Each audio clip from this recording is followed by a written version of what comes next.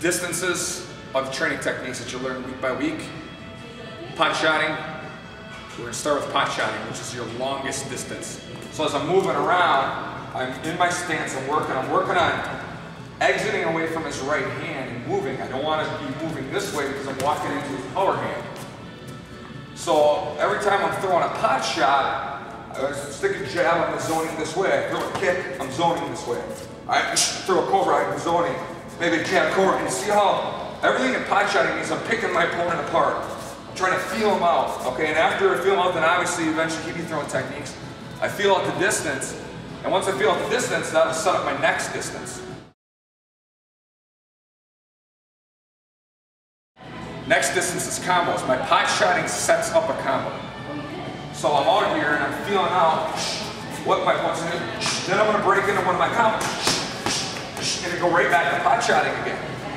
Right back to pot shotting distance. So remember, pot shotting is the distance. I teach you the techniques to pot shot to keep yourself long, but it's a distance. So all I'm doing is working my way in, okay? Working my way to where I'm going to throw a combo. Come into a kick, okay? Get back out again. Any combo that okay, get back out. All I'm looking is coming in, blitzing. What I'm doing is closing the distance and I'm blitzing, and then I'm getting back out to my pot shotting range.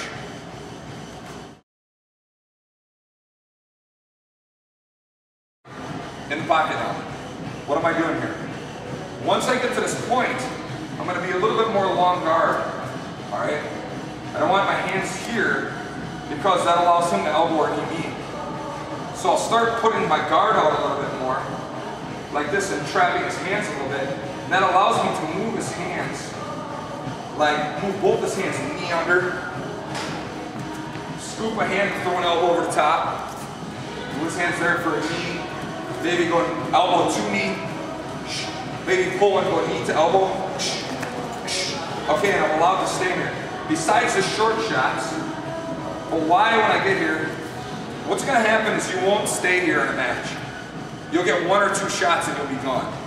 So what that means is I'm going to elbow and knee, and I'm probably going to push and kick, or I'm going to do some type of knee and elbow, and I'm going to tie up so that I don't allow him to elbow or knee me, which will lead to our next distance.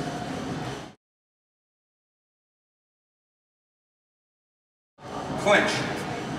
Okay, where we're at in the clinch here now is, again, I pot shotted, feel my opponent out.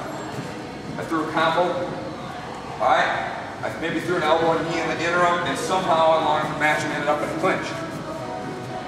The Thai clinch is all based on neck and arm and little body. Then we go to Greco-Roman and Brazilian Jiu-Jitsu, that switches to your body locks and your controls from your body for your takedowns and your strikes from there. But in the system right now, we're just worried about the Thai clinch. Once you're here now, what do you do from here? You got to know your controls. You got to know how to throw certain knees. We got straight knees. We got curved knees. We got up and in knee. You're able to knee the face. How to insert your elbows and control somebody at the same time so that you know where you're at. Okay. This gives the end result then of pot shotting, long range, combos, mid range, in the pocket, close range, and then clinch, which gives you your close quarter combat, teaches you how to go. As a beginning Muay Thai practitioner, you need to know these distances and train from these distances so you can get a good basic game going.